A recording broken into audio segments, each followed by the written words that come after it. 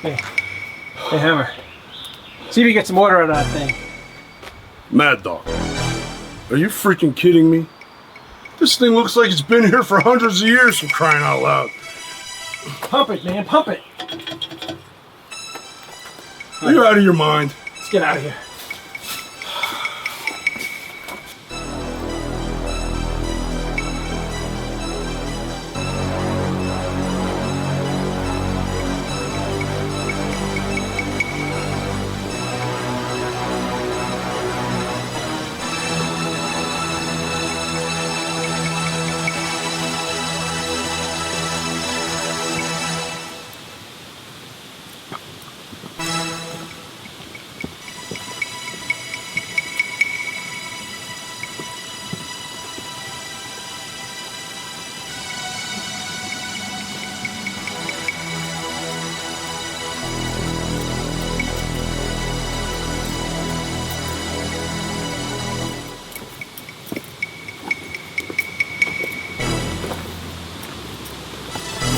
All right, fellas.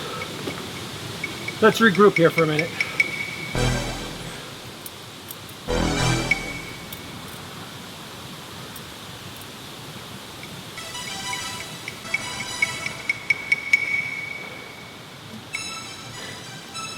Hey, Aces. You got any chewing gum? Why does everybody keep asking me that? It's not my fault.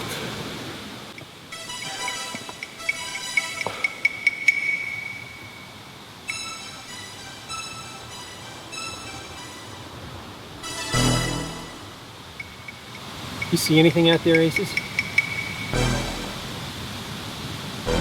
Nothing. All right. We're gonna roll soon. We'll get out of here.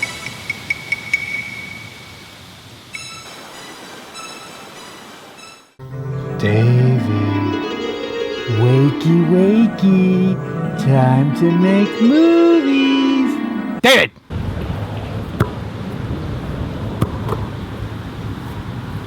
Are you dreaming about that stupid movie again? The Deplorables that you want to make? Yeah, Don't tell me it was in black and white. it was. Dude, nobody watches movies in black and white anymore. Trust me. Don't say the artist. Want to throw the football around or play some hoops? Throw the football around.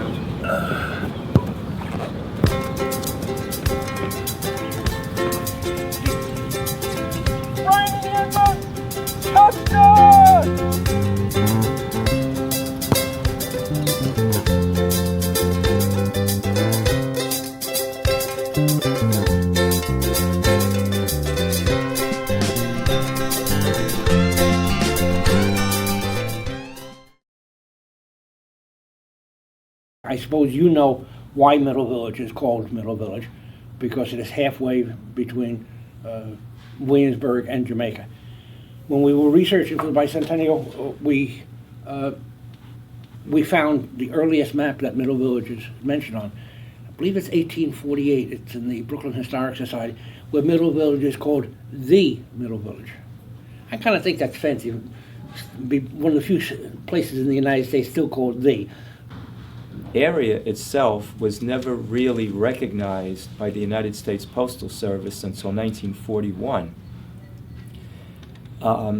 The area was known as Middle Village, but not recognized by the U.S. government. It wasn't until they opened up Elliott Avenue for the 1939 World's Fair and obliterated the farmers that we actually then got our own zone number. And at that time it was a zone number 79. You didn't have a zip code. And if they didn't have the World's Fair, they probably would have never taken those farms through eminent domain. If you lived in the Penelope Avenue area where my family lived, your mail was delivered out of the Forest Hills Post Office, and the mail was coded Forest Hills West. That's what it said on the deed to the property. If you lived on 63rd Avenue, which was a couple of blocks away, their mail was delivered out of the Elmhurst Post Office. the one that is particularly interested me when I was looking through my folks' photographs is a picture of the store that used to be on 79th Street and Juniper Valley Road. It's been called Schneider's, the little store, a variety of things. It's now 3 houses. But my grandfather was a police officer and when he retired, he bought this store. And in that picture is a picture of my aunt, my father's sister, my grandmother, and my grandfather, and my uncle. And I'm guessing that's taken sometime between late 45 and early 47, because my dad's not in it. He was probably in Germany at the time, doing his patriotic duty as a soldier. Lucin Cemetery is filled with historical markers. A whole number of Civil War graves, Civil War soldiers buried in the cemetery. In fact, that kind of inspired me. One of the things that inspired me to become, I am a professional historian and genealogist, and Lucin Cemetery is one of the little things that ended up inspiring me to take up history as a full-time occupation. Even to write my book about Confederate soldiers who were buried not far from us. The block that we lived on, that my parents still live on, and my grandparents bought the house. They were married in St. Mary's in Brooklyn. It's no longer there, and came to Middle Village. It was 1928. My dad was born here in a house that's no longer on Gray Street. It's now 4 houses. And that's probably one of the saddest parts of Middle Village, is that we took down some old houses and put up 4 houses where there was 1. But anyhow, this particular block, my grandparents were the second owners of this house. And most of the families on the block, even some when we moved there, were the second owners. And the second owners, a lot of them were civil servants. And the reason that they were civil servants was because the Depression had hit in 1929, and a lot of the original owners had to sell, and selling in those days was kind of tough because you had to get a mortgage, and civil servants, my grandfather was a police officer, was able to get a mortgage. And the 3 blocks across from us, or around us, were a lot of civil servants. It was Cap Green and Sarge Highland, and you knew them pretty much by their ranks. A lot of postmen and firemen and police officers living on the block, and you were safe going outside. It was fun. I did a story on one of the oldest drugstores of Middle Village, which was on Metropolitan Avenue, called Braudies, Braudies, and you can read it online. And they were at 7306, I believe, Metro. And they opened up a pharmacy at the height of the Depression, which was really risky. And you could read it online. It's interesting the way it went from one owner to another. And now it's a Japanese restaurant. The one photograph is Monsignor Koenig walking next to Bishop McIntaggart, I believe coming into the church, probably for some ceremony or blessing of some sort. And my grandfather is sort of in the background. He's got his hand over his heart with his hat on. I guess that's the way they used to do it in the old days. The Silver Barn, when I was living there, I lived right on 81st Street, right off Elliott Avenue when we moved. So the Silver Barn was straight down 81st Street to Elliott. But when it started, it was just a milk machine on the corner because just the factory. And they used to just have a milk machine where you put your money in thing. And then they opened up a little doorway where they'd sell milk and bread. The park, our famous park, Juniper Valley Park, was the work of the famous architect Gilmore Clark. Now, Gilmore Clark might not be a household name, but he was the architect of the park, and he also was the architect of the Unisphere, which still stands today in Flushing Meadow Park. And he should take the bows because he's one of the forgotten architects of the 20th century. Gilmore Clark also designed the Central Park Zoo and extended Riverside Park. So even though we don't know him by name, we definitely know his work and his achievements. I remember the closing of the World's Fair, where everyone in Middle Village felt like they had to go and get something from the World's Fair. We were all going to sort of bring home an artifact because it was so close in Flushing here, and it was, and then the Mets were going to come next. But we really felt for this World's Fair. I guess it probably closed in '65, or I forget the exact date. But I remember going there with my friend John Cannizzaro, and by then we had been there so many times, I'm pretty sure we went in without having to pay the duly assigned price. I think everyone in our area sort of knew how to get into the World's Fair. And we were there, I think it was the 1,000,000th time we were at the World's Fair. And it was the closing day, and we didn't know what to do. And we knew that there was this feeling that everybody was going to take something, a little placard, a little something off the floor, something to hold. And a historical moment for me was when John and I got the idea that we were going to take the entire string of metal that went around the Unisphere. Mm-hmm. So the entire chain link, we slowly pulled it off. And I guess it was the last day no one noticed anything. And he had half of it under his shirt, and I had half of it under my shirt. I mean, we were so young. We looked like young pregnant boys. I mean, we were so fat. And we got out, we stayed close together, hugging each other, and we came home. And I think my father down in the basement still has that huge coil of chain, which was otherwise worthless to anyone, I'm sure. But there's a real historical memory from Middle Village back in the mid-'60s. Arnold Rothstein, who was one of the engineers of the Black Sox scandals in 1919, had a midget race car track up where the new baseball fields are. That wasn't new baseball fields. It was sort of fields. We used to go up there and sneak cigarettes. Sorry, Mom. And he also sold houses that really weren't houses, that were all up there. And Arnold met his demise violently at some point. One of the original doctors is Dr. Leroy Levinson, who started his practice on Penelope Avenue at 8404 in 1931. And everyone in Middle Village used to refer themselves to, I'm a Dr. Levinson baby, because he delivered more babies than any other pediatrician in all of Middle Village. There used to be this old supermarket, Italian supermarket called Paramount on Elliott Avenue. And behind there was a bocce court.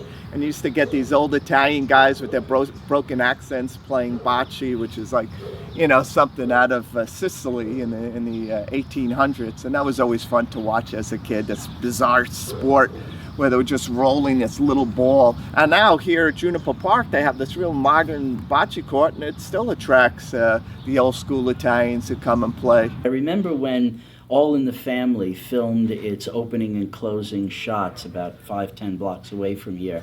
And it became really sort of painfully clear to me that I was living in Archie Bunker's community, and there was a real separation that started to occur in the late 60s, early 70s down a political stripe.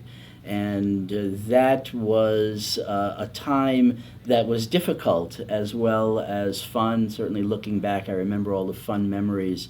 But I do remember I was an editor of the St. Margaret's Mass Bells at the time, and I changed it into a kind of left-leaning quarterly, and it was not very well appreciated in town. And so from there, I really did feel like Middle Village was a place where I came from, but perhaps where I wasn't going to stay.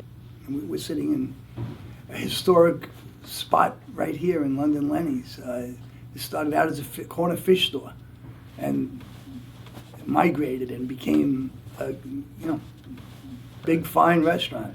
Well, my dad bought this little retail fish store from a gentleman by the name of Cy Bloom, and basically that's what it was. It was just a little retail fish store. I remember our accountant at the time said my father didn't buy goodwill from him, he bought badwill. But my father had been in the fish business in England and fish and chip shops in England, and he knew fish and he had to support a family. So he bought this little retail fish store, and we only cooked fish on Fridays because this was a predominantly Catholic neighborhood. And in those days, if you were Catholic, you didn't eat meat on Fridays, going back many years ago. And but his frying was so good on Fridays, the community demanded his fried fish 5 days a week. So he became more of a fried fish place, and they wanted a small dining room. We started with just 2 stools and a table with 2 chairs at it. And by 1967, we had a restaurant of 35 seats. My dad worked hard. He went to the Fulton Fish Market all the time to buy his own fish. He didn't trust purveyors. I started going with him when I was 5 years old to the Fulton Fish Market. And in 67, unfortunately, there was a fire on the block. We got burnt out. But when he came back, he took over the store next door. And a few years after that, the store after that, and then the store after that. So my father wasn't afraid to expand. He was a real capitalist. And always lived in the community, believed in keeping all our business local. We dealt with local plumbers and local electricians. And I think that helps to build community relationships. And I took over in 77 out of college and made it as big as it is today. So as a family, we've been here for now 55 years. I am in the media business and own several newspapers, 19 right now. And I recently acquired the Ridgewood Times.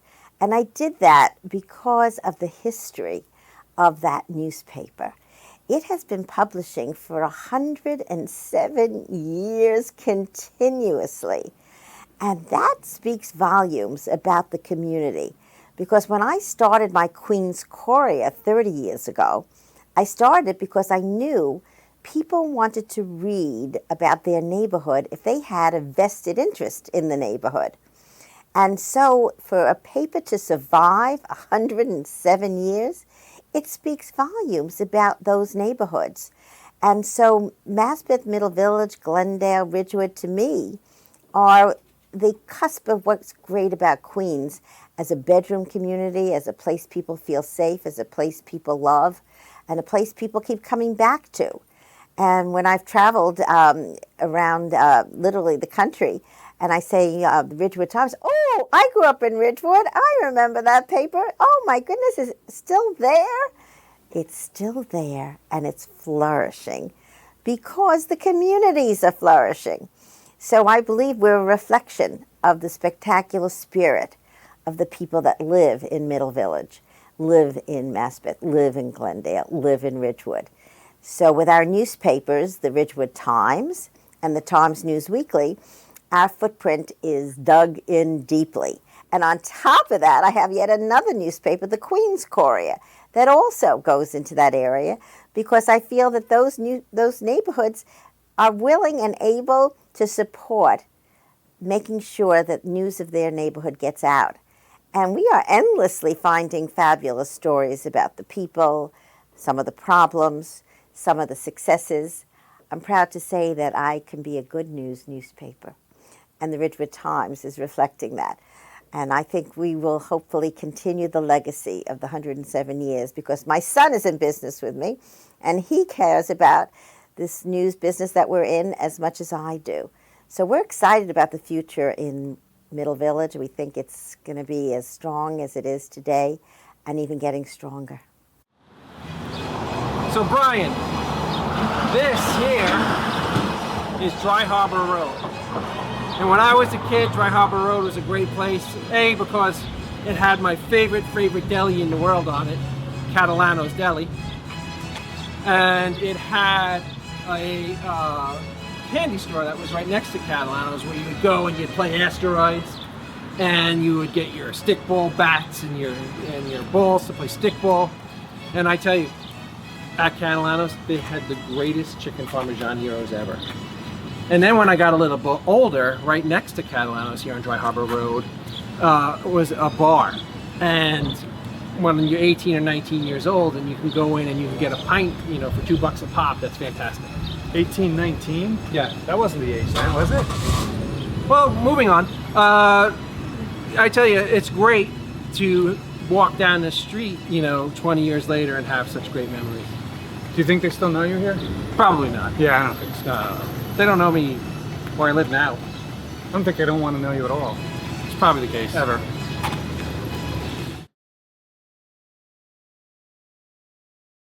I'd have playing in the park. Perfect. Bingo. it amazes me that as a kid, my mother would say to me, get on your bike and go ride far, far away with no guardian with you, no one to protect you, no one to help you. Just go be alone, surrounded by strangers in the middle of a park for hours and hours and hours, where I have no idea where you are. There's no cell phone, there's no pager. Just disappear for a while. I'm sick of hearing you kids screaming in the house. So yeah, Juniper Valley Park. I'd ride my bike up and down. You know, they had the big bowl and the kind of the slope that went around it. So there were these great sort of tracks, unofficial tracks that you could ride your bike all over the place and, you know, get some exercise and get some fresh air. I remember them fondly. We called them the trails. Yeah. And you would ride around the fence that was the center bowl, and they would have big dips. And you could coast down. It was thrilling to coast down the down one, and then you had to pump to get up the other side. And right in the center was the main hill where you go sleigh riding. Yes. Yes. Yeah, yes. that was fantastic. Sledding down that. Yeah, that was something. So Brian, back in the 70s and 80s when I was just a really little kid, there used to be a fence right here that separated the main ball fields and the playgrounds.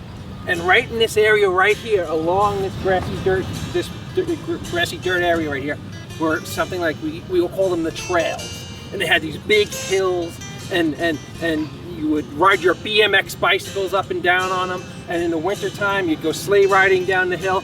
And when I was really young, my brother Bob and I used to play on these trails, and we used to play like we were Indiana Jones.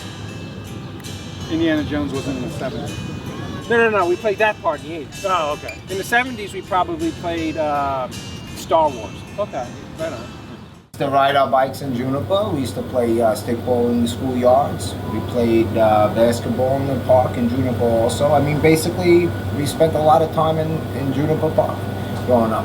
And basically, we used to all meet there, stay there, and then when it was time to go home, that's basically our last stop of the night was the park. Juniper Valley Park was a sort of a step up for us because it had grass. There were 4 baseball diamonds there at the time, and if there was not an organized baseball game going on, kids in the neighborhood could put the game together themselves without the benefit of all of the helmeting and padding of today. If you had a bat and a ball and a couple gloves, you had a game.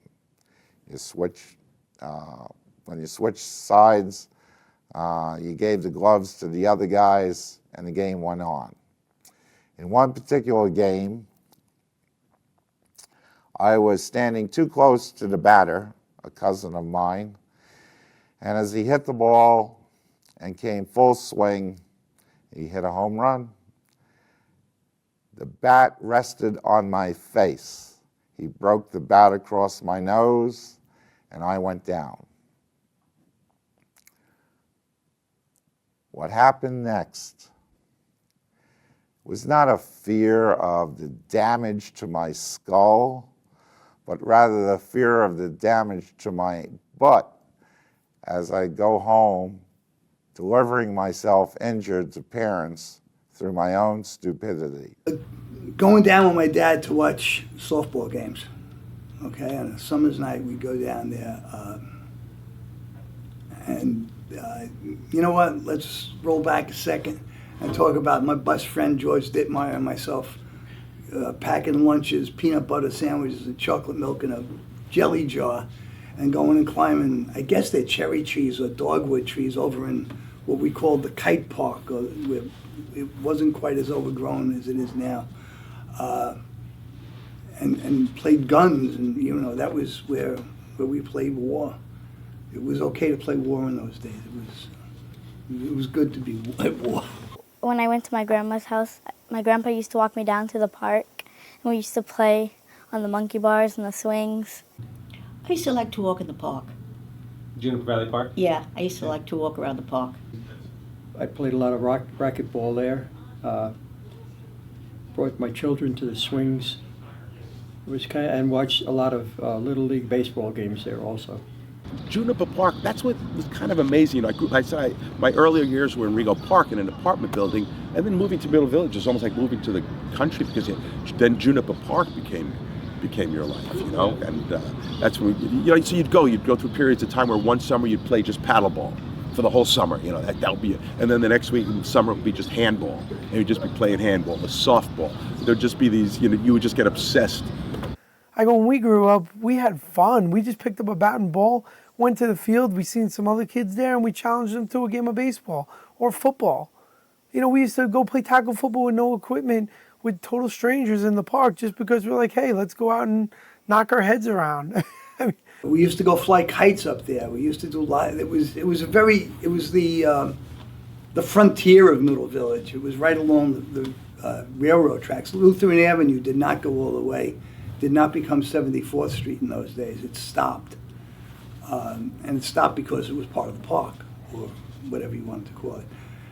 Also, an anti-aircraft battery was sitting there during World War II, so it was sort of historic. Juniper Valley Park is pristine. People fight to make sure it stays as beautiful as it was. To me, that's very unique in our world. Sleigh riding in the wintertime, and then I took my son sleigh riding in the wintertime when I had him. So a lot of nice memories doing that. My dad used to pick me up on the weekends because my parents were divorced, and we used to go to Juniper, and he used to take me on the swings. Juniper Valley Park, which was a haven for all us kids. Up until the 1960s, it wasn't flat and finished the way it is now. It was unfinished. You had boulders, you had rocks, you had debris, which was great. And Lutheran Avenue, which is now opened up as a street, talk about my best memories, that was all secluded. So when you were a teenager and you wanted space from your parents, you would go to Juniper Valley Park, and behind the rocks we could, you know, drink our wine or beer. And Lutheran Avenue was closed, so that was, you really couldn't get to it the way that it passes through now. And there were a lot of bad boys in the area that would bring cars there and strip the cars. There was maybe 5 or 6 abandoned cars at any time. And today, being scrap what it is, they'd be towed away immediately today. But at that time, that was our little hangout haven. I think the park today is more beautiful than it's ever been. I think there was some bad times there, but I think the people in the surrounding neighborhoods of Juniper have done a great job keeping that park in great shape today.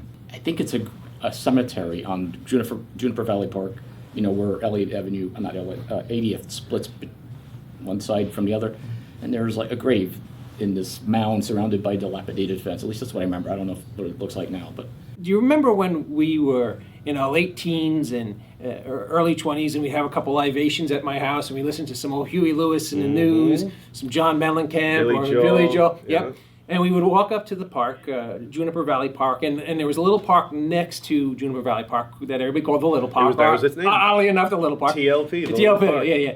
And we would sit up against that black wrought iron fence that was, everybody believed was an old Indian burial ground. That was the understanding. It was an Indian graveyard, or it was an Indian burial ground. They put the fence around it so that kids wouldn't, what they did anyway, they just snuck in and threw cans and junk in there and everything. No one had any respect for it, whatever it was. It was amazing, because back in the day, in the 80s, we would hang out there till 1, 2, 3 o'clock in the morning, just drinking whatever cheap $1.99 6-pack of beer that we could get. And yeah, it was the summer, so actually it was the most comfortable part of the day. Right. We were perfectly comfortable just sitting there in our regular clothes with beers and spent bottles around us. But we were literally like the very first Lost Boys, or because we slept all day, and because we hung out all night until it was pitch black, until 5, 6 o'clock in the morning. Yeah. And I don't think people do that anymore. I think if we did that today, if we were 19, 20, 21 today,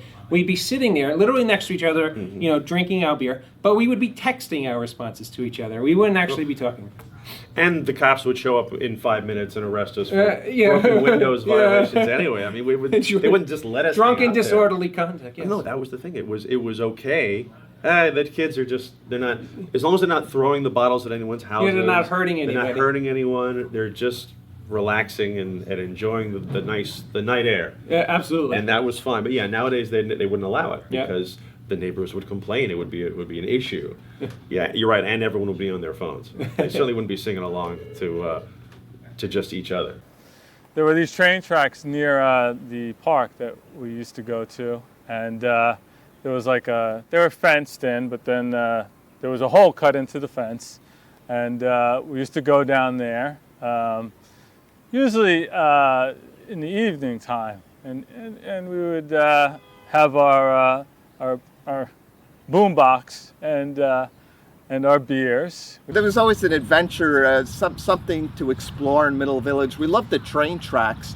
You know, there was no fences around the train tracks, so we used to enter. There used to be a dirt path behind Paramount off Elliott Avenue. Paramount was this old school Italian supermarket, and there used to be a bocce court behind there, and we'd follow the dirt trails, and then we'd go down the hill, and there would be the train tracks, and we used to put pennies and nickels on the train tracks for the train to run over it to flatten, make like a little piece of modern art out of your loose change. It was a spring day and it was sort of drizzling, and I was walking down 80th Street, and there was a woman just on her knees in the mud with a big umbrella over her head, and it was a red and white umbrella, and she was just praying at a tombstone.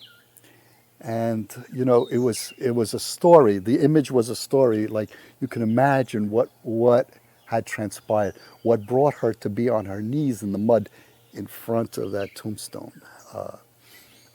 You know, but you were confronted by that because of the cemeteries.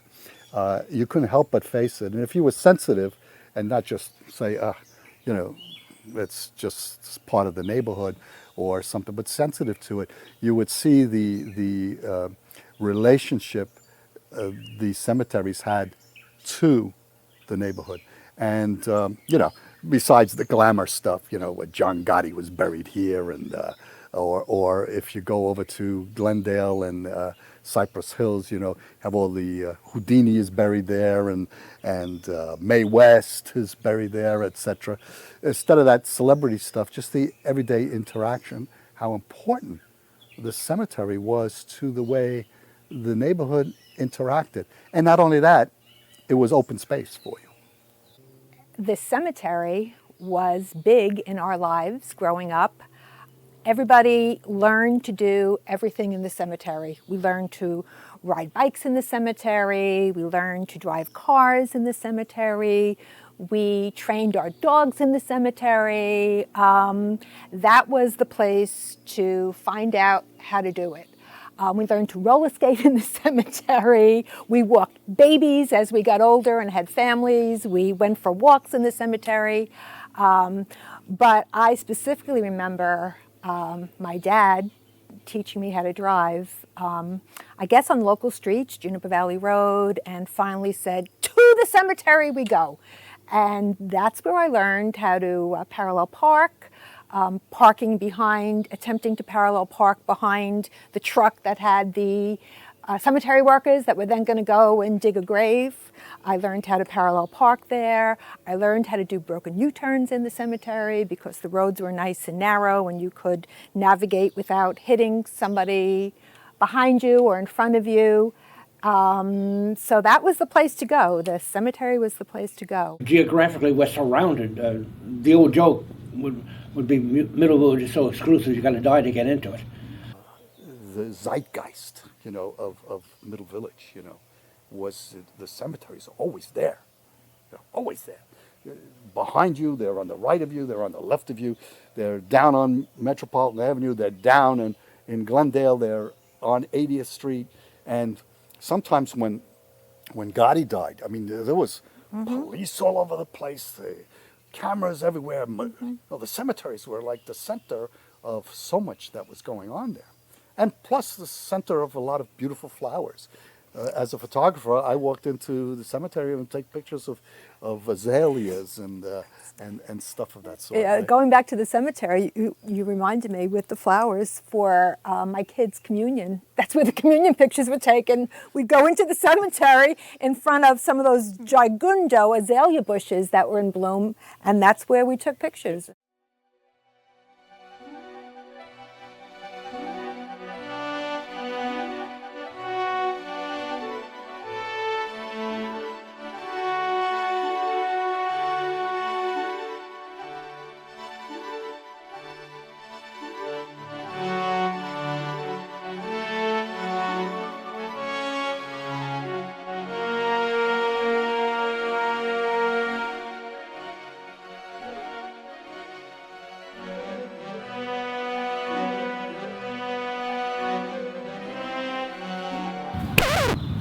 What are you doing? Everything in sports looks better in slow motion. You really want that in slow motion? Get out of here.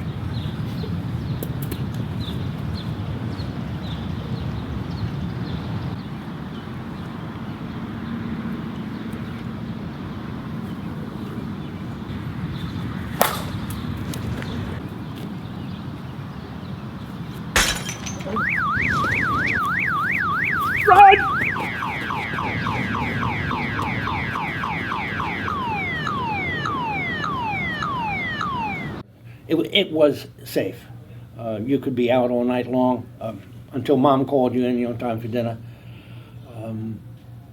The games of stoop ball or punch ball or stick ball that we played on 74th Street, they were all fun times. We were on the porch playing board games, playing manhunt and tag. We played war, we played samurai, we beat the heck out of each other with sticks, and we had a great time. There wasn't a whole lot of helicoptering parenting going on.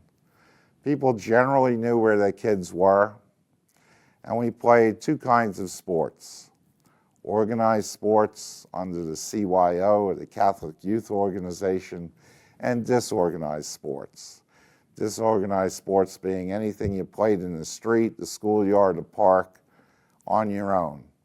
You gathered a bunch of kids and you played.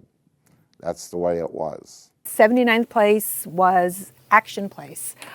We did kick the can at night. We did hide and seek. We did murder games. We did stoop ball, all that stuff. Whodunit in the dark. And every night after dinner, all the kids on the block would congregate. And that's where you hung out and played and ended the summer day on somebody's stoop after playing murder in the dark. And it was really magical. And everybody's relative lived on the block or around the corner. So there was never anything you could get away with because there was somebody around watching you to report back to your mom and dad what was going on. It was good, clean fun. It was great. You could stay out till 10, 11 o'clock.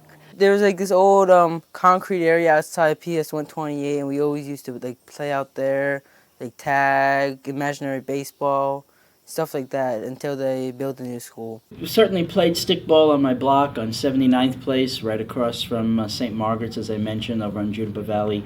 We utilized the entire street pretty much because we would have two games going on at once. So there was one game going on at the top of the street and another going on at the bottom of the street. Stoop ball was always fun. We had a great stoop, and we were a line next to another family that had young kids, so it always worked out. There was never a cranky old guy complaining, "Get off my lawn!" It was very. It felt like it was a lot of fun because I think we were down about 5 houses, and the first 6 or 7 houses all had young kids, so we were all in and out of each other's stoops. But in the backyard, we were the only ones who had a pool, and of course, those days, probably still now in the small lots that we have there, was an above-ground pool, and everyone came from blocks around to be at the pool because it was a big, kind of sizable pool. And those summer games that relate to being in a pool and teasing each other and playing with each other. Scully is a game where you draw on the sidewalk numbers from 1 to 10, and you fill up a bottle cap with wax, and you have to shoot it like this and go from number to number and try to knock your opponent out. Scully was a very good Scully player. Key was to weight your bottle cap down with just the right amount of wax or maybe a penny inside. We had an alleyway behind the houses. I'm trying to remember in my mind. It was like a shared alleyway that people used to park their cars. They couldn't park on the street, and we would go outside and either play in the backyard, which if you want to call it a yard, is like could probably fit in this room.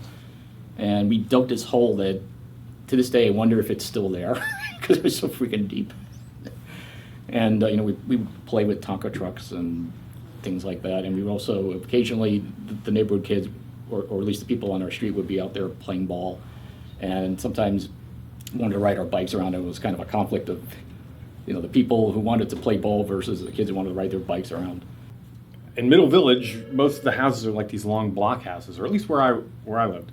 And so behind them there was this long stretch of alley. And what we would play back there was stickball, and you had the bases spray painted, and they were very oblong, the baseball fields, because they were as long as the street. So yeah, it was stickball. And then was this other game called War. This was very unique. You draw a circle in chalk, and everybody had like sort of a section, and then you would name your country. So, and then you would bounce this ball, and on the last bounce, everybody would take off. Then the person who was the bouncer had to catch the ball, take 3 steps, and then roll it at one of the persons, and if they hit them, they scored a point. Then that person had to grab the ball and run. Everyone ran back to their base, and very cool stuff. We also played AFL, what we used to call AFL, which was our alley football league. Because in Middle Village, between those we have the alley, so we called it you want to play at the AFL, and that meant we would meet in the alley and play football. And of course, the plays go to Charlie Twillo's father's car, and button hook. Those are the plays. Yeah, but it was always to somebody's house. Go to the Cialones and slam. Well, the first thing I remember is it was safe, and if they were outside, we didn't have to keep our eye on them. But when we lived on 80th Street, which was a busy street, so we always had them in the backyard, and we didn't have to keep somebody out there watching them because it was just a safe place at the time. I taught both of my children how to ride a 2-wheel bike in the backyard. We always rode our bikes. We rode our bikes everywhere, especially to Juniper Valley Park. We always rode to the park. It was a great place to ride a bicycle. You didn't worry about getting your bicycle stolen. We had a lot more freedom. I would ride my bike around. I was, savvy enough not to get hit by cars, which was good. Oh, we rode a lot of bicycles back there. And big wheels. Big wheels, big time. But baseball cards in the spokes were a big thing. What was your favorite bicycle back then? I had this yellow banana seat, with the handlebars all curled up and the plastic streamers hanging off the handlebars. That was mine. It wasn't fancy, but it was pretty simple, and I loved it. That's awesome. I called it Lightning because it was yellow. But when I was a kid, my world was my block. And to be able to ride my bike up back and forth and stop and then sell some lemonade in front of my house and make some money, I was so proud. And to me, there's that kind of same spirit in Middle Village today. I think people can still ride their bikes down the street and sell lemonade right from the stoop of one of their homes. So I think that there's some things that stay the same forever. And in Middle Village, you find that. Some of the stuff we did, even sports. I mean, we were always into sports, all hours, 24 hours a day. I mean, we were nocturnal when it came to sports. We played all night long, into the wee hours of the morning. At the PS49, and then they used to have the playground there, and they used to have it set up. You could play softball, and you'd hit towards the wall of the building, and so we'd go up there with a few guys. It didn't take much, and then we'd just do some pitching with the softball. And this guy, the director here, Dave, he would always be trying to knock it over the building or onto the roof, and usually by the end of the night he'd get one ball up there. I remember one night he actually hit it onto the other side, and it landed in the street on the other side of the building. And basketball all night. Self-hitting street ball. We used to make, people's car tires, first base, third base. We had a garbage can cover, second base, or even the manhole cover. We'd each take turns. We'd have an infielder, outfielder. We'd use the pole as a home run tool, over the tree a home run. We had all these little different indicators. We created the Middle Village Mariners at one point, which was a recreational adult team. We were 18 years old. We started traveling around. We went to Cooperstown. We went to Virginia Beach, and no legitimate manager. It was a manager by committee type thing, but we just went to have fun, be with our friends and have fun and play baseball. Dave was came to one of our practices and was trying to show us the right way to do a double play or something like that. and the coach got all, got his knickers in a bind and was chasing Dave around with a little baseball bat, and not hitting him, of course, but threatening to knock him over the head if he didn't leave right away. So we were all in stitches. So it was good times. We'd be out there all the time, all hours of the night, playing football. No matter what cars were parked, if cars weren't parked, great, we had a lot more room. If cars were parked, they became part of the field. We had friends that they'd run over the car to catch a pass. Some would run into a car. My one friend, Tommy, would always run into cars, catching a pass. A couple concussions here and there, but never stopped us from playing. 1948, right after Christmas, we had a blizzard. It was unexpected, and we wound up, I think it was the second or third largest snowstorm New York City ever had. And remember, we got a drift in our backyard where the snow covered all the way up to the roof of the garage. And I remember my brother and I climbing up to the top of the garage, getting on our sleighs, and riding those sleighs all the way out into the middle of 74th Street. If my mother was still alive, it would have killed her.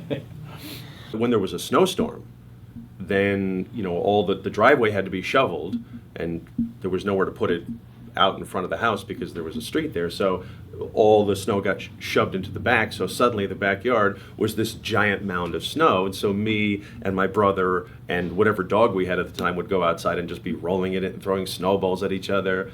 And so that was just, suddenly we had this perfect playground. And one time, and the dog loved to catch balls. So at one point my brother throws a snowball and it hits my dog Duke. It hits his head right on the side of the head and it just explodes. Like my brother had blown my dog's head off with a snowball, and the dog's just standing there for a second or two, completely dazed, and my brother and I are just howling with laughter. So the snow in the backyard, was just for that day or two, that weekend until it melted. We had the perfect playroom. So.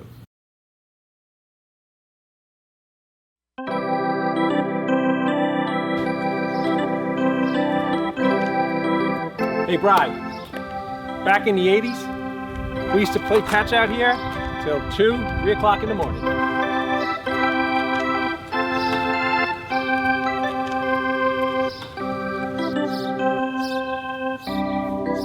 2 or 3 in the morning? Where were your parents, man? I mean, you're out here till 2 or 3 in the morning. Middle Village, I was born and raised here. I have so many fond memories of early, my great-grandfather, my great-grandparents,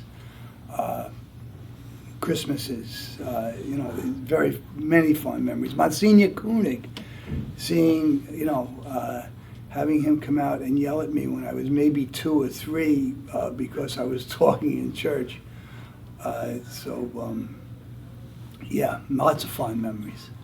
So what was special about Middle Village was you could walk up the avenue on a Saturday afternoon and not come back until Saturday night, because you'd do Scheinfeld's, you'd go to the library, all the little stores in between, have pizza, and the big debate was Carlos versus Rosa. Where was everybody going to have a slice of pie? And then you'd end up in the area movie theater and get a 4 o'clock movie, and watch that. I miss the food. The pizza was great there. They had nice, good burgers, good bagels, lots of good stuff. Yeah, Sweet Nothings, we'd go and get, you'd go in there and get your ice creams and stuff. And it was a really cool local mom and pop shop. And they, it was almost like you felt like you were back in, 1950s or something. I used to love going to Pipe and Paper because he had the video games, Pac-Man, Miss Pac-Man, Donkey Kong. There was also like video games in the back. That's where I first played Missile Command. The first time I ever played Missile Command. For those of you who know those old games, that was one of my favorites. And Lincoln Station area, that was another place. And Middle Village, Metropolitan Avenue was, in itself a place to visit, a destination where everybody just met each other, and, plans changed on a dime depending on who you ran into on the avenue, and it was always up the avenue. I'm going up the avenue. So it was quite special.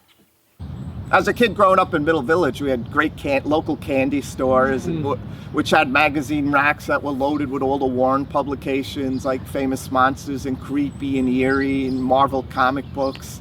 I remember going into a candy store and seeing the novelization of Night of the Living Dead, and it definitely gave me a real interest in movies and pop culture and comics and stuff. And the fact that we were surrounded by all these movie theaters that you were just walking distance from your house. You know, you didn't have to take a train or a bus. You could just walk to the Arion or the Oasis or the Drake. And every week there was a different show usually. Oh, that was great as a kid. There was always something new to see. So that definitely flamed my interest in movies and horror as a kid, just having so many great things at my fingertips. It was a great used bookstore on Fresh Pond Road that had back issues of Famous Monsters and a lot of Marvel comics that I used to go to after school. I'd walk there after school and spend all my my newspaper money on buying back issues of Spider-Man and Famous Monsters. My uncle had a luncheonette. It was called the Rokia's Luncheonette, and it was on the corner of Metro and maybe 78th. It was where, so Martin Paint Store was there, and then on that corner there was his deli, his luncheonette, and it was a family-run business. It was his parents and his brothers and my Uncle John. And so that was another place where we hung out all the time, and they had the stools and magazines. You'd buy your Tiger Beat and your 16 magazine, and you know, because my uncle owned the store, you know, I got the magazine slipped to me as I came in to say hi. And so he had his store, and kind of diagonally across the street, probably where the fish store is today, his uncle had a barbershop, and that was LaRocchia's Barbershop. So they kind of had a monopoly on both sides of the street. It was a great place to grow up as a kid. This was literally a children's playground. You had Juniper Park here. You had the train tracks, the Conrail, I think it was, or freight trains that we used to play down the train tracks. We'd have adventures here in the park. When it was raining, we'd go to TSS, the big department store on Metropolitan Avenue, and wreak havoc there. There was always something to do in Middle Village. You had the ball fields here in Juniper. There was always something going on. The Catholic churches would have big carnivals or bazaars once a year.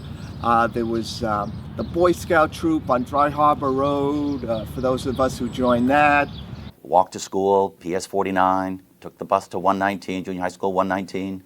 I ended up in Forest Hills High School, where most of my friends went to Grover Cleveland or Jamaica. But it was a great neighborhood. We had sidewalks, we would walk to church, there was 3 supermarkets on Woodhaven Boulevard, there was local banks, local mom and pop shops. So it was a real kind of neighborhood. And you know, there was churches, you know, Catholic churches, Christian churches, synagogues, mixed community. It was a lovely place to grow up. We had parks, a lot of cemeteries. I mean, I was at 8, 9, I was a latchkey kid, you know, so we just had this freedom, and we were just out, and we didn't have we weren't getting driven to soccer and all this. We just had to do it ourselves. So I think I think that's an important aspect of growing up at that period of time in that particular place, was that it was safe to do that, and it maybe forced us to kind of create excitement and fun for ourselves, and we did it in a creative way. It was just a really cool time to be growing up and to be a kid here, and I'm glad that that was part of me. We all reflect on our teenage years when we all grew up in Middle Village, hanging out, going to parties, going to the movies, playing sports, you know, block parties, pool parties. When I met my friends on the block, when I moved on my block, and they became like my brothers and sisters, and we're still family to this day, which is 30-something years later. We played manhunt together. We slept over each other's houses. We shared birthdays together. We shared a lot of stuff together, and we still do to this day. Well, I have so many. Middle Village had so much to do with who I am now. I'm still very close friends with the guys that I grew up with. Now I'm 60 years old, so we've been friends, some of them for 53 years or so. There was something really special about Middle Village. I think it was, it was kind of a blue-collar town, but then there was a real creative aspect. And I bonded with some friends, and we just have been friends ever since. So I'd say the best part of being there was the friendships that I still have all these years later. We all went in separate directions, but we're all still really close friends. Yeah. Some of the fondest memories of the relationships and the friendships you built over time. We had a small block.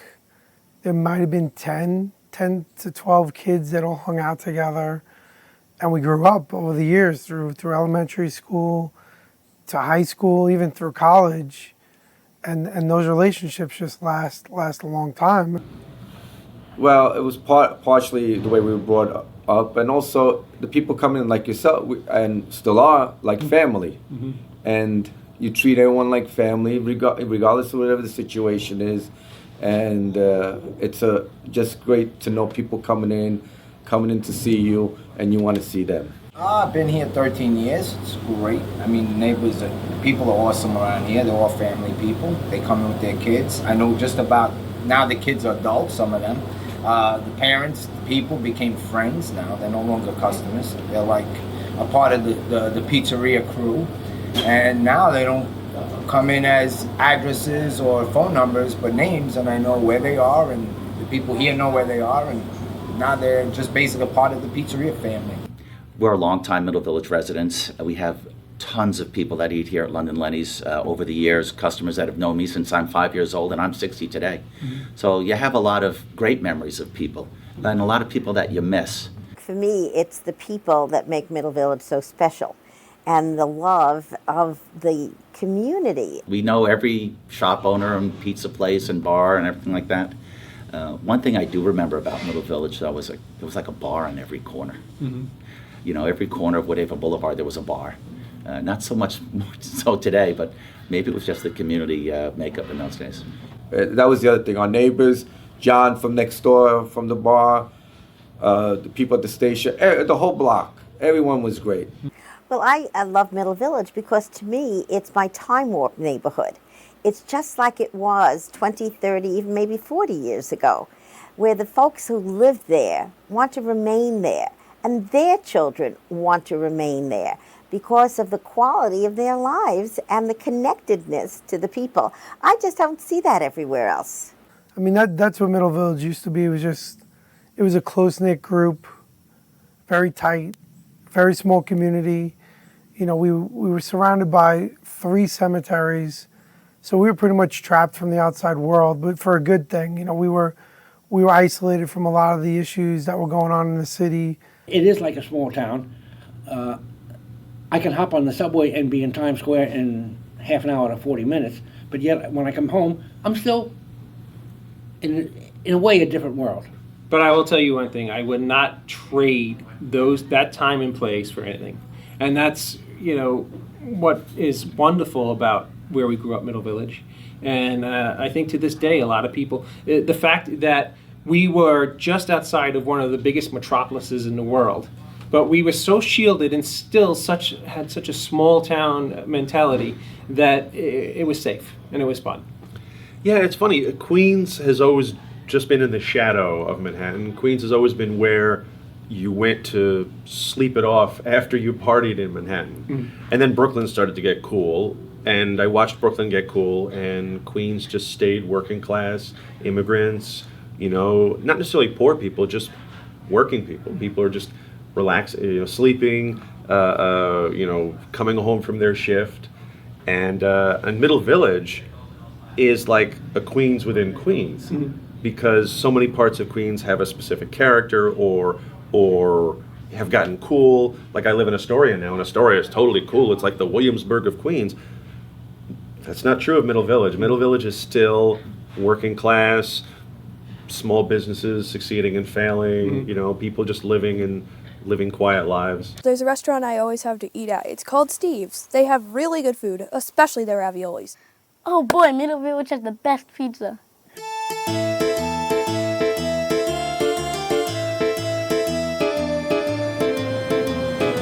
Hey, Stevie, baby! What's up, gentlemen? What are you doing? What's up, brother? What's up? Good to see you, man. Good to see you Welcome again. How back. you been? Back in town again? Absolutely. Anytime I bring my buddy Brian here into Middle Village, we gotta stop into Steve's on Elliott Avenue. I appreciate you always coming down to visit when you're in town. Of course, you get the usual, I guess, chicken parm, like always. I've been eating it here since probably 1980, first Sal, and now you kept that great tradition of great chicken parmesan. That's it, that's all he likes. Everywhere, we're in Altoona, we're in Pittsburgh, we're in Boston, wherever we are. Really, chicken anywhere we parmesan. travel, he's always ordering the chicken parm. You guys gonna be staying? Absolutely, we're gonna sit right over to and my I'll be window. right over there to bring it over to you, gentlemen. Thanks, buddy.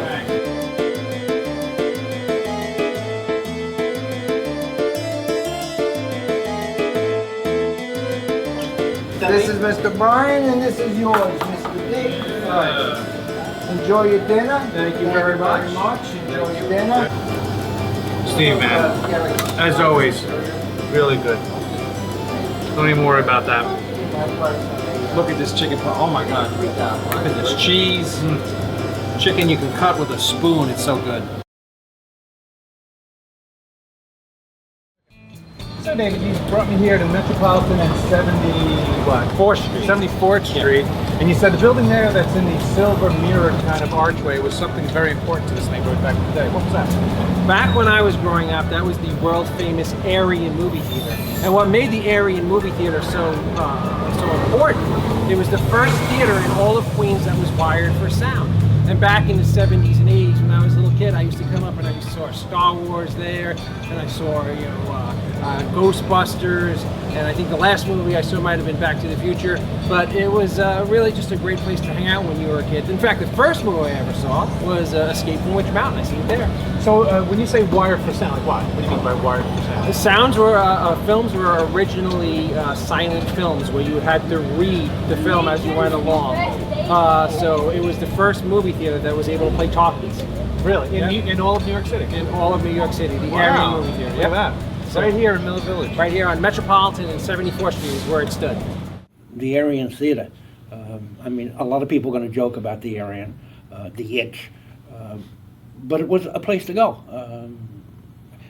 My parents were big movie fans, and we would go there every Friday and Saturday when they changed the show. We lived right down the block. I miss having a theater in the neighborhood. But they got great movies. Like a few summers back in the 70s, they had a bundle of American International Picture movies that every weekend there would be a new movie. You had Food of the Gods and these old Bird-Eye Gordon movies, and each week a different one would come in. They had, so many. I saw a double bill of The Sentinel and 2 Minute Warning there.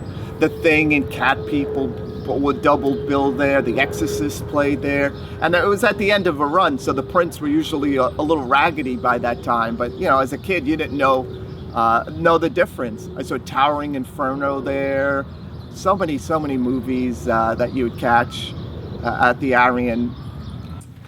I used to love going to the Aryan movie theater with my friends, and one of my favorite times of going to the Aryan was when The Outsiders came out, because Matt Dillon was like my childhood crush. So anytime a new movie came out, I rushed to the Aryan, and I loved that place. I wish it was still there to this day. I always say that.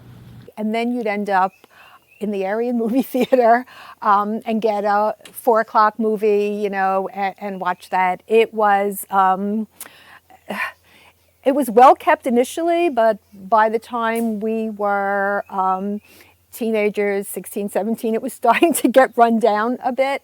And then I remember when it was sold and Jamrons took over, everybody was boo-hoo, and we ended up then going to the Drake. That was default. But yeah, the Aryan was, and of course it was cheap. So you could get in for, less than $1 at the time. The great second run movie theaters that Middle Village had, the Aryan, the Drake, the Oasis. I think the Oasis was on Fresh Pond Road. The Arian was on Metropolitan Avenue, and you had the Drake on Woodhaven Boulevard, where you could see a movie, a double feature for about $1. The long gone Drake movie theater. I do believe that I saw Star Wars.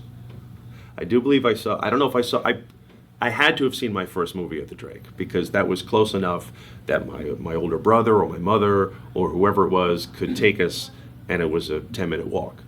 So I definitely saw all the old films, any film I would have seen as a kid, all the big ones, Star Wars, Raiders, any 80s movie I would have seen, because I would have been a kid, so I would have seen it at the Drake. So Brian, this is St. Margaret's School. Okay. I went here for a good number of years in my grammar school years. Right. And I was taught here by the nuns and the Catholic priests. Right on. And as you can tell, they did a fantastic job. Yeah. On Thanksgiving night, my father had left the family and we didn't have a lot of money. And on one Thanksgiving night, the night before Thanksgiving, the Wednesday that led into Thanksgiving, the doorbell rang at my house at like 9:30 at night. And my mother and brothers are like, who's this? Nobody really came to your house in Middle Village late at night and during the week for any particular reason. And we go to the door and we open it, and there is Sister Joan, who was the school's principal at the time, and my 4th grade teacher, Sister Lorena, bringing us an entire Thanksgiving dinner, from soup to nuts. It was a butterball, and it was stuffing bags, it was cranberry sauce and mashed potatoes, and those are the things that made, living in Middle Village and that specific time and place such a wonderful, place to grow up. It was a Thanksgiving miracle. It was a Thanksgiving miracle, thanks to some great people who taught me here at St. Margaret's. Because they knew a big galoot like you needed to be well fed. Yes, and they brought a big, 20-pound turkey, and they knew that was just enough for me.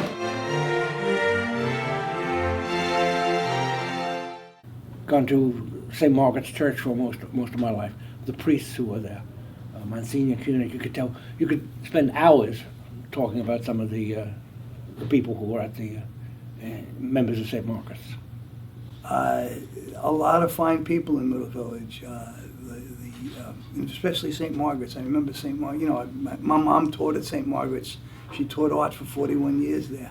It was a pleasure growing up here in the early to mid 60s, so it must seem like 100 years ago. 65 was when I graduated St. Margaret's Grammar School, and during that period of 1957 roughly to 1965 that I attended grammar school there, I also lived right across the street, and it was actually a very fond memory. I'll tell you my first memory of St. Margaret's. My dad brought me to register. Sister Winifred was the principal.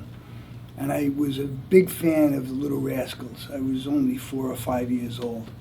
And Sister Winifred asked me what my name was, and I looked at her and I said, "Wouldn't you like to know?" And I think that's my earliest memory of school, probably. Well, we were quite involved with St. Margaret's, regarding also Christmas parties and celebrations even after the Mass. I remember quite fondly, since knowing everyone, you would go to say a midnight Mass, and then afterwards you would gather all together, maybe meet for a little bit time after, and it was always a great thing. That was the great thing about Middle Village. Wherever you were, even in the park, you would meet people, you always enjoyed the time you spent with everyone, and it was a great place to have that going on all the time, wherever you may go, going into a store, going to church, afterwards at church, and we try to always extend ourselves to any community thing we could. Patrick Sharada got St. Margaret's Church to give us their auditorium, and every night we'd all get together and we'd put on 3 or 4 shows every summer, all kids completely unsupervised by adults, built the sets, sold the tickets. But it was really, just like I said, a fertile ground for kids to be creative at that period of time. I think it was just the stars aligning, and it was really a magical time. I learned a lot of what I do even now. I could trace back to those summers. And I guess my fondest memories were towards the 8th grade. I got very much involved with theater. An assignment came up where we had to pick a character from a TV show and try to portray it for 5 minutes. And I wound up writing a script. And it was for McHale's Navy, this TV show that was on, black and white TV show on at the time. And of course I had played one of the leads, and I got infected with the idea that we could make theater. And I was an altar boy at the time, so I was very much involved with performance, whether I knew it or not. And from there I formed the Middle Village Summer Theater Workshop. And we had a very inactive parish hall at the time. So we wound up being able to do plays there. And in the 8th grade, I was doing plays with people like Ray Abruzzo from The Sopranos, and others who were in the town at that time. And we even created a coffee shop in the 8th grade where somehow we acquired these very large Con Edison spools, and we rolled them all the way down to St. Margaret's. I'm sure if the nuns or the priests knew what we were doing, they'd be horrified, and we'd be in, doing penance forever. But we wound up putting them on their sides and putting little tablecloths on them like we have here, and serving mostly hot chocolate and donuts, etc., but having these young rock bands performing in 1968, 69. And so in the summer we were doing the summer theater program, and in the winter we were doing these coffee shop programs. And it sort of just came to us.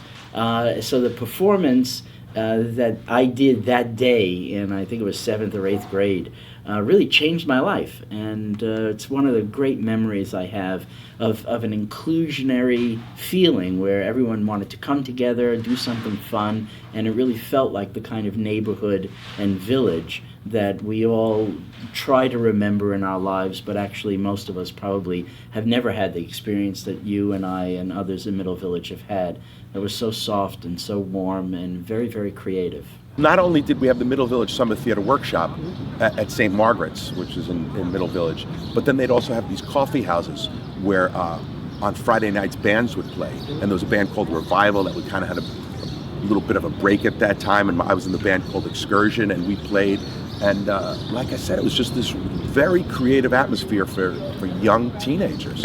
And like I said, we're all so bonded that we're all still very close friends. And now just recently we've all been finding pictures of the band from 1971, 72, and you see what you look like and what we look like now. I look the same, but the other guys, it's sad they've aged. But yeah, it was a magical time. I remember what Lady of Hope wasn't built when we were there.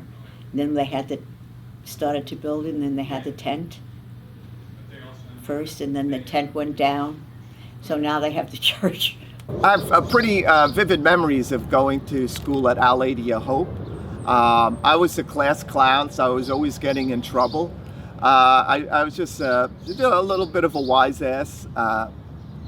In kindergarten, I got sent to the principal's office because there were 2 kids in my classroom, Mrs. Snow's classroom, who had identical book bags. So as a joke, when the 2 kids weren't looking, I switched their book bags, because they both had the same book bag. So while I was switching the book bags, one of the kids saw me doing it, and then we got into a fight in the classroom. So the teacher said, it's Mrs. Snow, she sent us to the principal's office, and they called our mothers, and the kid who started the fight with me is crying like a baby, and I'm laughing about the whole thing, that I did this candid camera kind of stunt and got caught.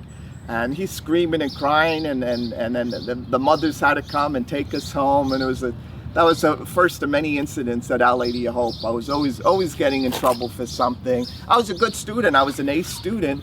Maybe I got bored, but I was always getting in trouble for something. Always. I went to Resurrection Ascension Grammar School, and then went to Christ the King High School in Middle Village, and then St. John's University. But the years at Resurrection Ascension and Christ the King, especially in Middle Village, really shaped who I am today, because I had 2 major interests at that point in my life, about 13 years old, and it was music and acting. And for some strange reason, it was very fertile ground at Christ the King and with the friends that I knew there, where we really all grew very much in both music and acting. And we're all, like I said, still friends. Some of us still play together, and some of us started theater groups together that are still going this many years later.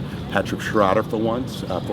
I have a lot of good PS49 memories. Those for some reason my parents sent me to IS 227 for 6th grade on, so I didn't get to participate in the full 6th grade graduation. But yeah, I was in assemblies. But yeah, in 5th grade I was in A Midsummer Night's Dream. I was Puck, and I was a foot taller than Oberon. I actually went to PS 87. I went to the other public school, which is a few blocks away from there. Okay experience. I grew up there, basically in that area, and that side of Middle Village, because there's different sides. I grew up to that side, was at that school, and then I left there and I went to 119. We had a very good staff at Junior High School 119, I think, and we had people there that were very professional.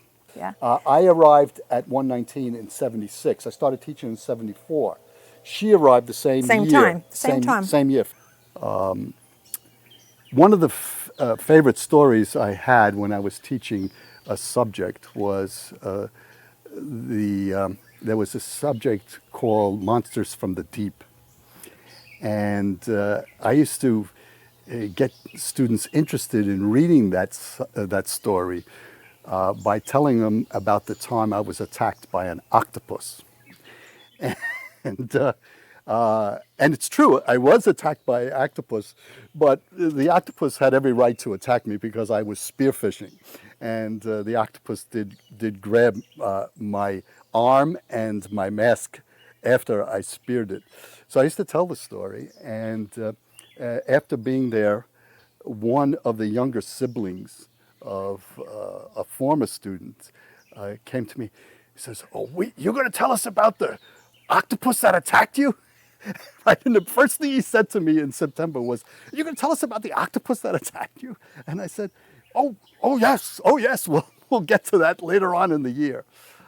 So that was one of the things about as teachers teach in a place, they start building stories about themselves, and your reputation far exceeds your actual school, because it goes to the home, and they talk about what you say in the home, and those stories follow you around. 20 years later, I was still there. Very proud of the program I had for deaf kids, because my deaf kids came from different parts of Queens. They were bused into 119. And they were not well received initially, but by the end of the first year, I think people began to appreciate the value of having a deaf kid in the classroom, the value of the interaction that those deaf kids brought into the classroom. One of the great things I did was I was able to set up a sign language program. Because the students didn't know too many, there wasn't like a story where there were a lot of Greeks. This was Middle Village, where there weren't that many Greek kids around. So I don't remember what instigated it, but I used to pretend my name was Mr. Haji Papas Stamatiadopoulos, and explain that was the reason why I couldn't play baseball, because they couldn't put my name across the back of my shirt. So the kids started to believe this, you know. So one parent-teacher night, instead of putting my name, Mr. Stamatis, on the board, I put Mr. Haji Papas Stamatiadopoulos. And parents would walk in and say, "We're looking for Mr. Stamatis." So they would walk right by the classroom until finally their kids would come in and say, "No, that's Mr. Stamatis. That's his other name, you know. It's his other name." But I taught and lived in Middle Village at the same for years, over 20 years, and the rest of the faculty would often say to me, "You gotta be crazy teaching and living in the same neighborhood. you know, it's got to be really difficult. And you know what? It never, ever was.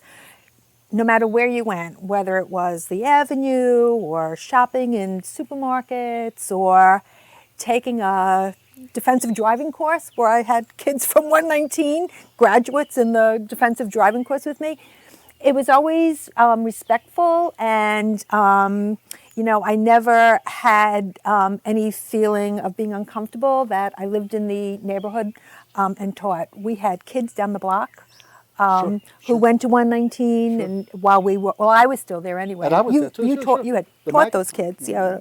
But so I never felt any of the uneasiness that many of my colleagues said they would have felt had they gone through that experience. I love the families in Middle Village because, you know, as hard as they were supportive of teachers. I gave homeworks four nights a week, and sometimes 5 nights a week. And I gave book reports, and the parents loved it. Loved it. It was almost like, you know, I was playing to the parents because they wanted to see homework. They wanted to see book reports. Oh yeah, I remember when I went to school, we did book reports, you know. I remember one parent come in and says, oh, I was in this school, and here's my initials. They actually carved their own initials in the building. So there's stuff like that, and because families stayed in the neighborhood a lot, you got to see the siblings as they grew up, and the parents as they came to school. So that was an important part about Middle Village that I liked, was that connection.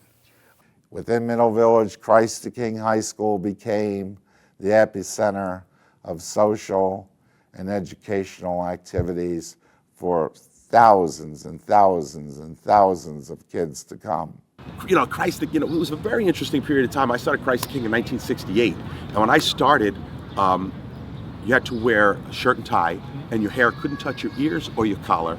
And the boys were completely separate from the girls, and you weren't allowed to talk to them, even over the lunchroom. There was a dividing line. So there was no interaction. By my senior year, 4 years later, there was no dress code. Everybody had hair down to their shoulders, dungarees, and it was co-ed. So that 4 year period of time from 68 to 72 is just the change that went on there. And I think that's also part of what I talk about being in Middle Village, is also the time that we were there. That was so fertile, because the world was changing so quickly, and you know, Middle Village was kind of like a microcosm for that kind of stuff. Yeah. Freshman year in high school at Christ the King, I was walking down the hallway with Jimmy O'Brien and Robert Bakke, all Middle Village kids I grew up with and went to grammar school with. And we had to sign up for an extracurricular activity, and I didn't know what I was going to do. So Jimmy was tall, so he was going to do the basketball team. Somebody else was baseball, and I didn't know. And I looked into the auditorium, and it said auditions today. So I stuck my head in, and I saw the first row. It was filled with the most beautiful girls in the school. So I told my friends, you guys go ahead. I'm going in here. So I went in, and I auditioned for Inherit the Wind, to play the little kid that opens the play in Inherit the Wind. I was very short. I was only 4'11" my freshman year. And I got the part, and that was it. And Patrick Sharada played Henry Drummond in that, and he was a senior, I was a freshman, and I was just so mesmerized about how this kid became this character, this older man. And I was just fascinated by that, and that's how my thirst and hunger and want to be an actor started at that very particular moment. Memorial Day, because of all the cemeteries in the neighborhood on 80th Street, you know, even if you went down towards Cypress Hills, all the cemeteries along there, Memorial Day, you also felt it. It was one of those holidays where people were showing up. The flower shops were busy. Cars were streaming in and out of cemeteries. People were paying respects at tombstones and whatever. And because you were so close to that, you lived so close to the proximity of the cemeteries, you felt that holiday. You saw it. You saw the respect people paid to their family who was long passed, or the sorrow they felt for Veterans Day parade in Middle Village was a great day because those that marched were our neighbors, our family members, and friends. And these guys fought in World War I, World War II, Korea, and Vietnam. And today, ever since, through the Gulf War, through Iraqi freedom, through the Afghanistan war, Middle Village continues to give her sons. That's the way it is. Middle Village is a very patriotic melting pot of cultural diversity. The mix and match of folks that make up Middle Village are real people with real problems, real challenges, and real celebrations of life. The intermix of people that live in Middle Village and have lived in Middle Village have done very well. I like to look back at the bicentennial, 1976. Middle Village had a bicentennial commission, and being local history nut, for some reason I wound up being the chairman of the Historic Society. And we had a historic museum. And we set it up on Metropolitan Avenue in the old, what is now the KFC Hall. And we did that, we asked people to volunteer and to provide us anything they had that brought back memories of Middle Village. And we got everything from old programs from the area and theater. We even had someone who found a cannonball when they dug up Juniper Valley Park. In 1976, the bicentennial of America, I was 6 because I was born in 1970. That's how it works. And we were doing an official bicentennial patriotism, America's bicentennial assembly. And first grade, you can't ask first graders to do anything too complicated. So what they did was they said, bring in, and of course, public school, Queens Public School, a lot of kids don't have a lot of money. So the idea was, kids, bring in a white undershirt, and we're gonna use blue and red fabric paint, and everyone gets to decorate their shirt their own way and be creative. But now everyone's gonna have a red, white, and blue shirt, and we're all gonna sing Your Grand Old Flag and other simple patriotic songs that kids could learn. So I still remember Your Grand Old Flag, and yeah, so I have a picture somewhere at home of me and everyone else in our awful, we made hats out of, paper and decorated them red, white, and blue, but it was those stupid hats that you fold out of newspaper and T-shirts with red and blue paint, and that's what you did. That was good enough. For our family, 4th of July was a real big holiday. The family and my family lived, I had an uncle next door, I had an aunt and grandmother around the corner, cousins all over the place, and we all congregated at my uncle's house. Everybody had backyard pools. Nobody had in-ground pools, but everybody had backyard pools with the old clotheslines going up, the clothes poles, And so you'd spend the day in the pool, barbecuing, and then as soon as the lights went down, the men in the family would climb the pole, the wash pole, and set the firecrackers off from as far to the top as they could get. They would make all sorts of contraptions to do that, and it was just so much fun. And then who would be thrown in the pool at the end of the day, after the fireworks went off, and it was just, people just came from all over, and it was the neighborhood. Everybody had these long backyards with wrought iron fences or no fence, so people just walked on over and congregated in different people's backyards for the 4th of July. It was just a great, great time. You mentioned the big bowl. I remember the big bowl. I remember the fireworks. Those were the days when a neighborhood could just have its own fireworks and do its own little fireworks show, and everyone was just like, well, what are you going to do? It's a neighborhood show.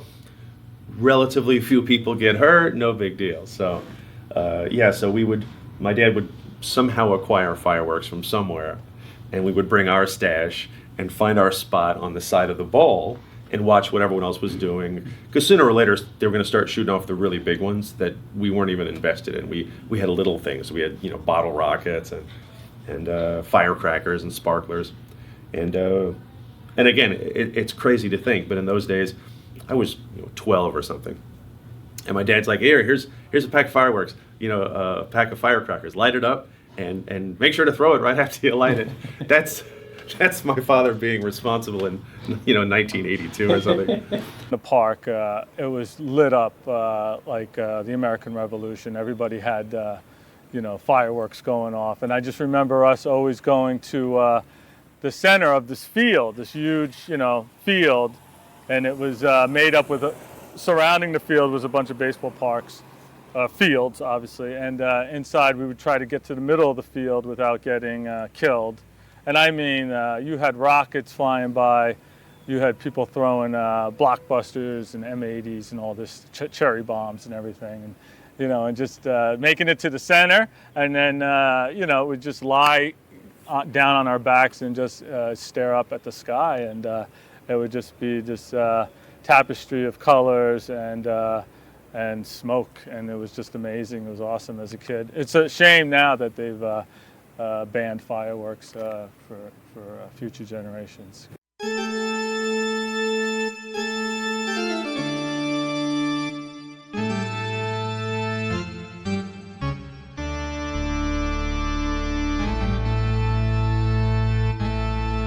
Did you used to trick or treat up the street? We would actually trick or treat in the main streets in Middle Village, because as you saw earlier when we were in the heart of Middle Village, the houses are so close together. Right. So you do one block and you get 50 houses in one shot. Oh, it's a good And killing. the greatest thing ever is that everybody participated in Halloween. Right. Everybody got into the spirit. So it was just really a great time to grow up, and it was just a lot of fun. Would you say that was your favorite holiday, Halloween? I loved Halloween, I loved trick-or-treating, and you know what I did? I was a real snake. I would go out early and get all the houses in Middle Village, and then I would go home again, and I would change into a different Halloween costume, and then do them all over for a second time. You double dipped? I double dipped, so... Typical. So, if you gave me back in 1976 2 extra, chocolate bars, I apologize. Even though he was 6 feet by the time he was 13. Oh, look, it's Chewbacca. Who would you be like, oh, it's Darth Vader. Oh, look, it's Frankenstein. Yeah, I usually played Frankenstein or Lurch or something that was height appropriate. Yeah, but what would you dress up as? Oh, zing! To start things off and put things in perspective, I was born on Halloween, so I used to brag about it at school and say, hey, my Uncle Dracula will be after you if you don't watch yourself. And, we had some very rudimentary costumes, I would say, compared to what you can do today. The costumes were kind of, okay, this is a superhero's face with a rubber band behind it. And I remember just trying to breathe, and your face is sweating like 10 seconds after you put your mask on. My mother was an artist, and she didn't have a lot of outlets. Growing up, she had to work, she had to raise a family. So she put a lot of effort into my Halloween costumes. I remember one year she made me a Godzilla costume, where the hood, like a hooded jacket, and the hood came up, and it was this big dragon head. Yeah, she made me this crazy spaceman hero Buck Rogers kind of costume with a cape and a collar, and she bought all this neon fluorescent fabric. So yeah, I was way into Halloween. Halloween was great in Middle Village. As a kid, I would get dressed up. My earliest memories was Dracula. Another year I was a werewolf, a pirate, clown, and I was really big on Halloween. I would go out, and most of my friends would just go up and down our block on 72nd Street, maybe around the corner, but I was really adventurous. I'd walk miles, fill up 2 trick-or-treat bags, go home, dump the candy, go out again, go all the way up to 80th Street beyond. I just hit all these different blocks and neighborhoods, and where I didn't know any of the kids, but I was on a real candy fix, and I just keep filling up my trick-or-treat bags. It's going further and further, like some Lewis and Clark expedition for Halloween. We would all meet together and just go around getting bags and bags of candy. And then I felt like, it feels so good that where I grew up, I had my son do the same thing. I used to love taking him every Halloween with the people that I grew up with and their children. and do the same thing like all over again. It's fantastic. I think my most memorable experience about a holiday was, of course, Halloween. I grew up in the apartments, which most people in the village call the projects. I call them the apartments. But we all went to 49 there from the projects. Halloween was the best day because it wasn't like you went door to door down a street. You went into an apartment building with tons of doors on every floor. And the best thing about Halloween was you'd have to make a run back to your house, to your apartment, to empty the bag out and go for refills. Going around to all the houses with some of them, the apartments with like 3 stories, getting lots and lots of candy from them. And then you're in my grandma's house and getting like twice the amount of candy as anyone else has. During trick-or-treating, a lot of people, you could go even a second or third time. I remember doing that, going back, and they would fill up my bag again. They never refused me and said, oh, you were here before. They would always oblige me, which I remember that. Halloween, a handful of us would go out. I mean, half of us would get all dressed up in our freakish Halloween costumes and, you know, go scare all the kids. The other half would go out and go egging or shaving cream. That's what kids used to do in a day. You go buy your shaving cream, you get your dozen eggs, you run around the block, you hit the other kids, you run away, cops chase you. That was a lot of stuff that used to go on in Middle Village. And then the other half would go and trick-or-treat like normal children. But then the half that did go around shaving, creaming, and egging, after they were done doing that, they would use it as their costume and go trick-or-treating later on that night. But those are pretty fond memories because I have 3 children now, and trick-or-treating is a lot different. I mean, everybody wants to be safe. You know, you got to be careful, everything out there. When I was growing up, we didn't have a lot of those worries in the world. Even though they were out there, we didn't worry about it. We just kind of lived life and went and did it. Halloween was great because, yeah, you could go around and you didn't worry about people putting, you know, razor blades in the apples or poisoning your whatever candies they handed out. Everything was, yeah, everything was great Halloween. The weather was always great. And, I mean, the only thing you had to worry about was like roving gangs of kids with the eggs and the shaving cream and, you know, but as I got older, then I became one of those, part of those, you know, the gangs of kids that would do that type of stuff. Barbasol was especially the preferred weapon of choice. And we'd go to Silver Barn and stock up on the eggs. And they would just let us buy as many eggs as we wanted. So, you know, it's different nowadays. I'm sure they, you know, would frown upon that. But it was different times back then, you know. I do remember getting picked up by the cops on Halloween for throwing eggs. And they threw us in the back of the car. And there was a little bit of panic, but then they eventually, you know, of course they said, we're calling your parents and all that, and they just drove us around for a bit and then let us go. But that was my biggest run-in with the law. And I think that might have been the last time I ever threw an egg.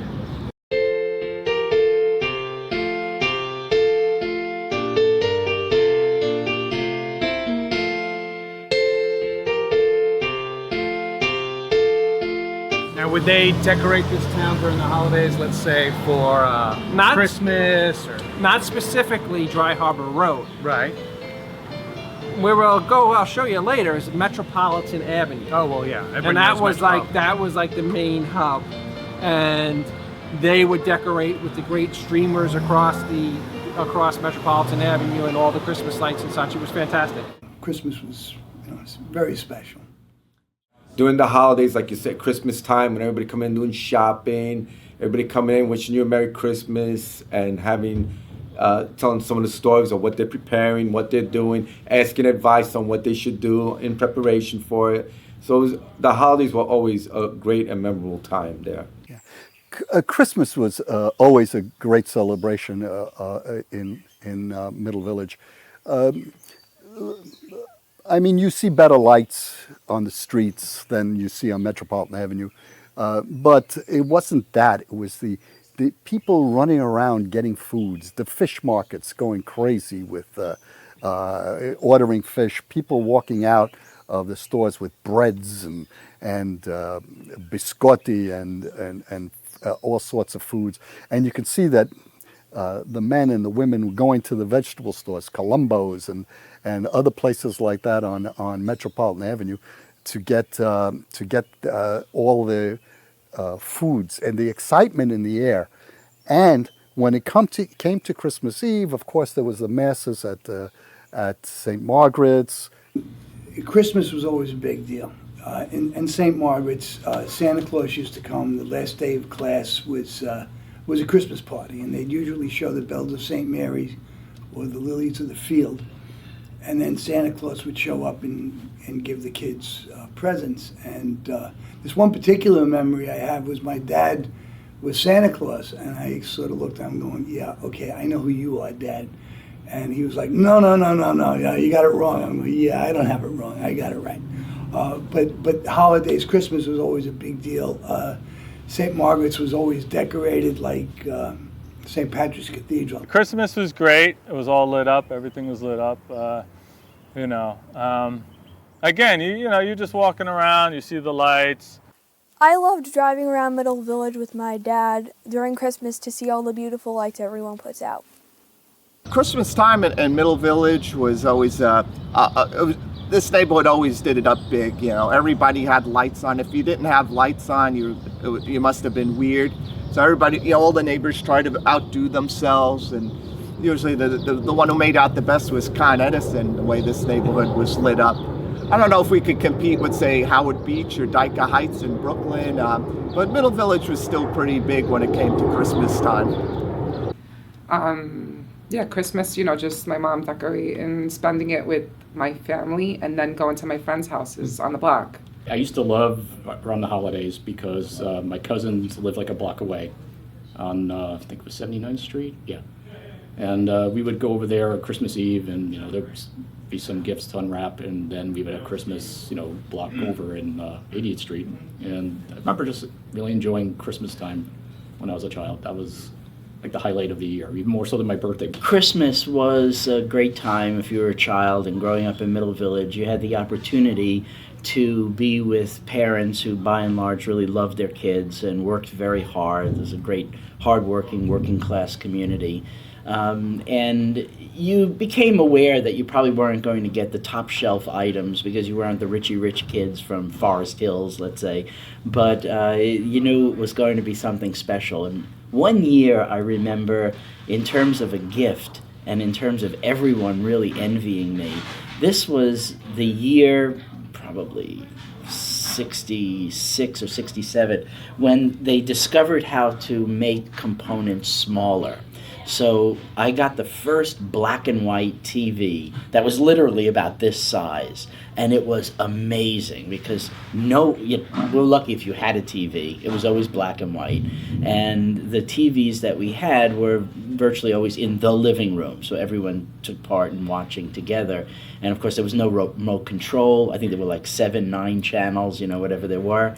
And here it was, I actually had one of these things in my bedroom. I could watch the Yankees on TV. I could really experience what TV had to offer in the privacy of my own room. And then eventually it wasn't even the privacy of my own room. Friends would come by, and the thing that was so much fun about growing up with my mom and dad was that they really loved my friends. So there were times, especially right after that, when I received the TV for Christmas, that I would come home and my friends were in my bedroom with my parents watching the TV because it was kind of cool. And I thought, they're my friends. They came over to see my parents, but it was a great time of really feeling that we were all kind of one and in this thing together. And that was one of, 1,000 memories. Going to Jan's around Thanksgiving after you had the big feast up on Queens Boulevard or whatever. So many memories, but that was really a cool one. Growing up in Middle Village, there's nothing like it. I mean, there's nothing in life that can ever compare to it. And it is something that I'll never, ever forget. And coming back, even today, and just driving around a little bit before I came here, I remembered really those great times and wonderful feelings with great friends who are now, like me, in their mid-60s. And I know, because I called a couple before I walked in here, really still care about our past and feel very strongly about what we all gained and learned from this experience. I absolutely recommend you go to Middle Village and you experience the magic of it. I've lived here all my life. I'm comfortable. Even though the neighborhood has changed considerably, the people have changed, it's still a good place to be. I love those times, and I wish I could go back just for a day or a weekend and just, have Mr. Softy again and play some stickball and stay up all night, having a great time, catches in the street, and all that good stuff. But it's too bad, times have changed, but I loved it, every second of it. To this day, Middle Village is a part of me. You can't take that out. Like, I'll always remember those formative years. Middle Village is a very special place. It's changed, and yet it hasn't changed. It's sort of a place frozen in time. Very different from a lot of neighborhoods in Queens, in the city.